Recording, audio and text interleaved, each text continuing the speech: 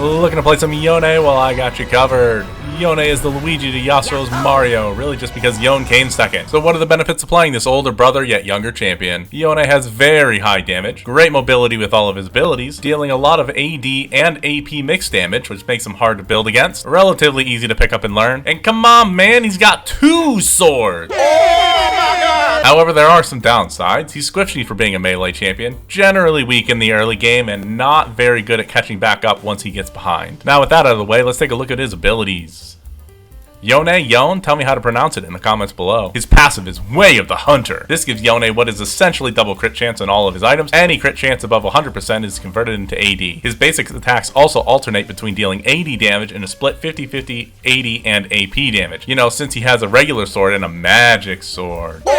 His Q is Mortal Steel, even though Yone is technically a spirit. So Yone thrusts his normal sword in front of him, dealing damage and applying on-hit effects. After landing this ability twice in a short period of time, he's just like his brother, and he's holding a tornado, except when he uses his third charge, he also dashes forward with the tornado in the target direction. This will knock up any enemies hit, and also the cooldown is lower with your attack speed, so keep that in mind. His W is Spirit Cleave. Yone swipes his magic sword in a cone, dealing mixed percent health damage to any target in the cone. This also grants him a shield bigger shield if he hits a champion, and even bigger shield if you hit multiple champions. His E is Soul Unbound. This dashes you in a target direction, leaving your soul behind for 5 seconds. It says 5 seconds, but it seems like the longest time known to man. This also increases your movement speed and stores up damage you deal during this time. Once the time is up or you recast the ability, you fly back to your body and deal the stored damage as true damage. His R is Fate Sealed. This brings up the largest rectangle known to man, and after an uninterruptible startup time, you teleport to the end of the rectangle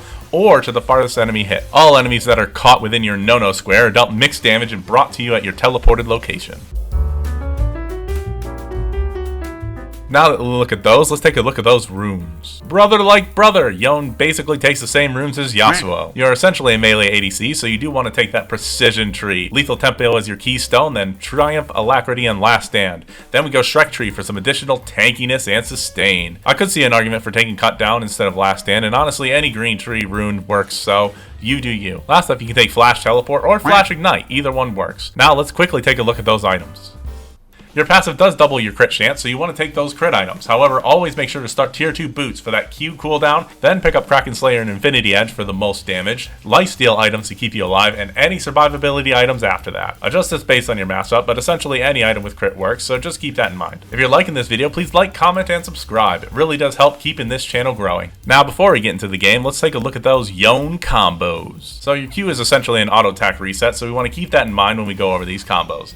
The easiest combo you have is the one you want to do once you hit level 3. Prep your Q3 for your dash knock up, E forward, Q3, W, then E back to your original location for a quick, safe trade. Generally moving forward, a lot of these combos are best when you have Q3 available, as it gives you a bit of extra range and some CC so you can follow up even better. Now before you hit your ult, you do have an extended combo option. E forward, Q3, W, auto attack, Q, auto attack, and then E back to your starting location, and the trade is done. However, when you do have your ult up, your options are basically the same except adding the ult in. E forward, R, Q3, W, auto attack, Q again, then E back to your original location. For a more guaranteed land on your ult, you can E forward, Q3, then you use your ult, W, auto attack, Q, auto attack, and then E. And then last up, the piece de resistance for those team fights or a really long ranged opponent. You can E forward, flash, then you can R, Q, W, auto attack, Q again, and then E back to your original location. Like I said before, you can have Q3 charge for this, but generally you want to do this like out of a brush and as a surprise thing, so you might not have that available. Then that's it, we did it! We're in the game, and because we have 2 swords,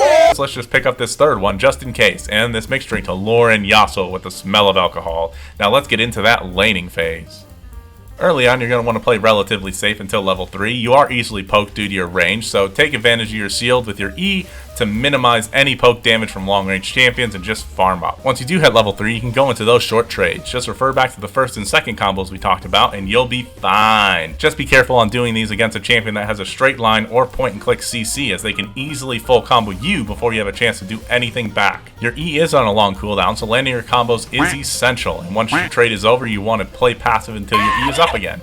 If you don't feel confident, then just don't go in and farm up, because you scale really well into the late game. However, once you do hit level 6, 6, your dueling potential goes way up, and you might be able to take those fights you weren't able to before. Just don't dive under the enemy tower and die, and you're golden. There are also times where you see the enemy closing in on all sides, and in those situations, you can use your ult as an escape tool. However, if any champion gets in the way, then you might be out of luck. Now let's check that mid-game. Once you kill the enemy and crowd their towers, and your team starts to rotate, you can always go into one of those side lanes, since you can most likely duel most champions as long as they aren't super fed. Just continue to scale up, push those lanes, and push your advantage. You can shove those lanes extremely fast, so getting the lane pushed in and heading the objective is key. You want to make sure you're there for those fights, as your ult can be a game changer. Just engage on fights with your ult combo, or you can follow up with a tank engage, but your ult is always great regardless, so just use it whenever you can in a fight. Now we're doing that Yone thing, getting kills, pushing lanes, and winning games. We did it! We won the game, and if you enjoyed this video, check out his younger brother Yasuo. Talk to you later!